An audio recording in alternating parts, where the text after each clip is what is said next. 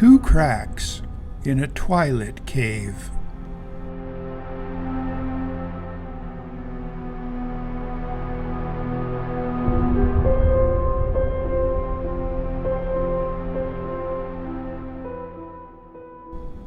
I begin with two quotations.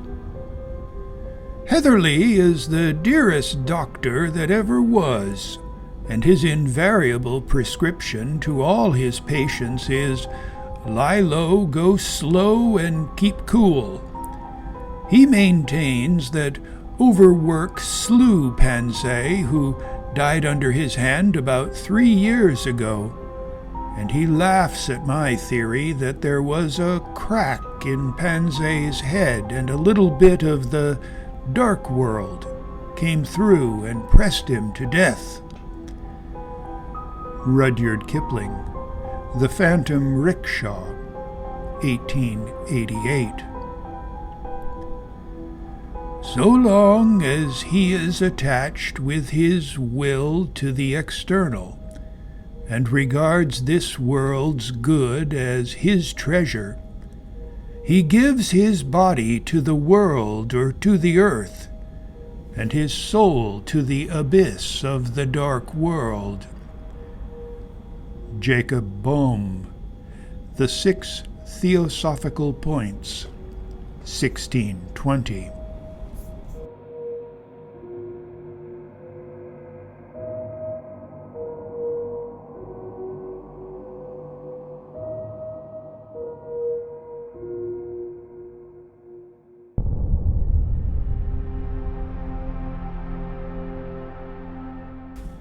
Being sons of Adam and daughters of Eve, we are each of us born with a crack in our head. This crack is the original sin that connects us to the dark world below. Many of us spend our lives enlarging this crack with the chisel and crowbar of personal sins. If we chisel hard and pry without ceasing, this crack will at last be wide enough for us to fall through it and into the dark world below. But until that astonishing plunge, our chiseling and prying will be invigorated by the exciting aromas and intoxicating fumes that seep up through this crack. Kipling's Dr. Heatherly was a modern materialist who diagnosed the psychic aberrations that haunted Jack Pansay as the meaningless epiphenomena of indigestion. As he said to Pansay when Pansay asked his advice, "Eyes, Pansay, all eyes, brain and stomach, and the greatest of these three is stomach. Get your stomach straight and the rest follows. And that's French for a liver pill." Against Heatherly's material diagnosis, the narrator of my first epigraph proposed the spiritual diagnosis that Jack Pansay was haunted by psychic aberrations because Jack Pansay had sinned. Pansay had sniffed the aroma that seeped through that crack in his head, had been excited and intoxicated by the fumes, and had therefore set to work enlarging this crack with the chisel and crowbar of personal sin. Jack Pansay was a colonial officer in British India, and his personal sin was to seduce and discard a married woman named Agnes Keith Wessington, who soon thereafter died. By the time Mrs. Wessington died, this crack in Jack Pansay's head was so large that her ghost could drive through it in a phantom rickshaw and haunt her one-time lover, poor Jack Pansay. That's how it is with sin. At first, exciting aromas and intoxicating fumes seep up through this crack and invite a man to chisel and pry. Then, after years of chiseling and prying, the crack is large enough to admit ghastly horrors along with the aroma and fumes. But the excitement and intoxication remain. The chiseling and prying continue, and the crack is at last large enough for a man to fall through it. Fall through it into the dark world that he has so long desired.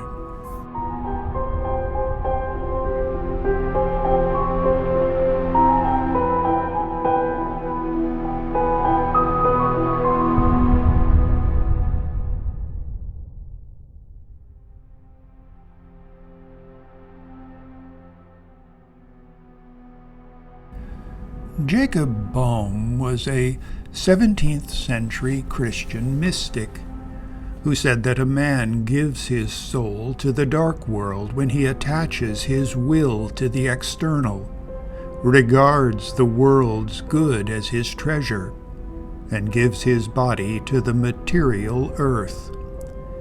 This is precisely what Kipling shows us in The Fatal Haunting of Poor Jack Pansay.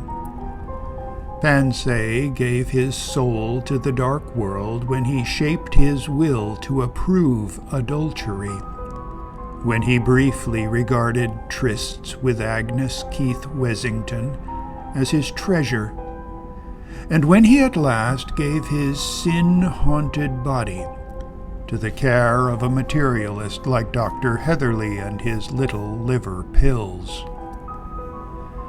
It was not just this original crack in Jack Pansay's head that caused him to be haunted by the ghastly spectre of Agnes Keith Wessington in her phantom rickshaw, and that caused him to at last fall through the crack and plunge into the dark world below. It was also his assiduous chiseling and prying and widening of this crack by his persistence in personal sin. As Boehme puts it, "Persisteth he in wickedness, then he belongs to the abyss, to the dark world of anguish, to the dark god, Lucifer." Every one of us has this original crack in our head. Every one of us has been excited by the aromas and intoxicated by the fumes that seep through it.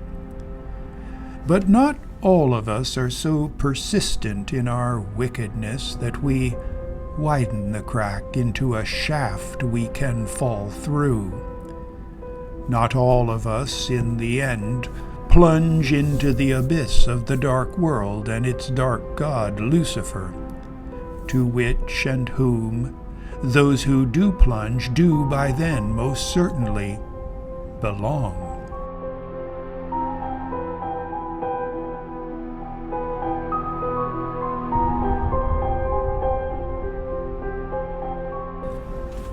Boehme tells us that our ultimate fate is decided by the content of our imagination. When we sniff those exciting aromas and intoxicating fumes that seep up from the dark world, we imagine the source of those aromas and fumes. When we savor these aromas and fumes, we sin and widen the crack. Our sins are, in fact, images of the delights that we imagine lie at the bottom of the crack, in the abyss of the dark world. We widen the crack with the chisel and crowbar of sin, because we long to join ourselves with that which we imagine lies down below. As Boehme explains, to whatever his will constantly drives him, in that kingdom does he stand. And he is not a man as he accounts himself and pretends to be, but a creature of the dark world.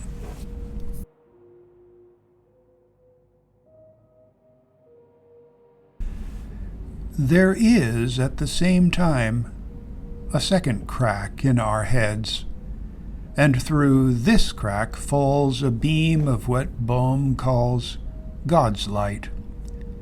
Those who gaze with delight on this beam imagine the source of this light. The acts of faith, hope, and charity with which they widen this crack are again images of the delights that they imagine lie, and that do in fact lie, beyond this crack in the heaven of the light world above.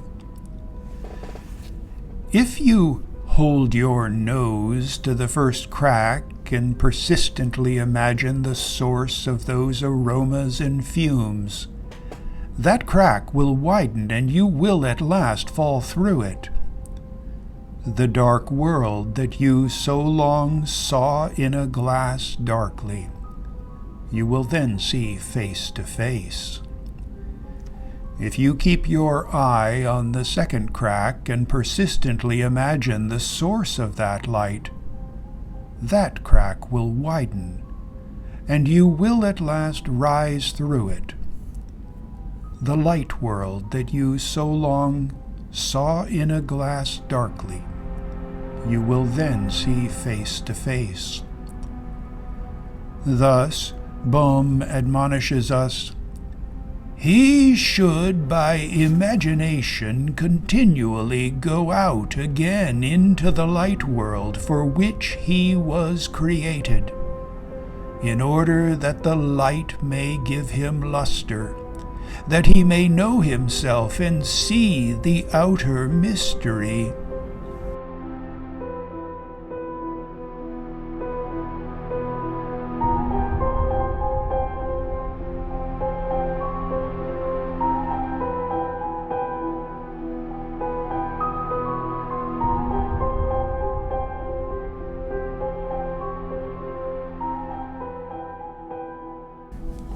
If you are cheered by the thought that your dreams will come true, you are probably not honest about your dreams. Each of us does become the image of the contents of our imagination. As Bohm says, "For what life imaginates after, that it receives." So each of us will become the dark image of our dark dreams if we persist in creeping like an animal with its nose to the ground, sniffing, snuffling, and scratching at the crack in the floor. This is how we give our soul to the abyss of the dark world and become a creature of that world. We will, on the other hand, become an image of God's light if we keep our eye on the beam of light that streams in through the upper crack. To keep our eye on the light, we must first see that light, and to see that light we must take our nose out of the lower crack. For our imagination to catch the beam of light that streams through the upper crack, Bohm tells us our imagination must be clean. He offers the image of sunlight dancing on pure and radiant water. A dirty imagination does not catch God's light and has no more radiance than a pool of black mud. Now if water be mixed with earth, it no longer catches the sun's light. So likewise the human spirit or soul catches not God's light, unless it remain pure and set its desire upon that which is pure. For what life imaginates after, that it receives. All that imaginates after the dark world's essence and property, that receives the dark world's property, and loses the mirror of God. Like as one mixes water with earth, and then the sun cannot shine therein.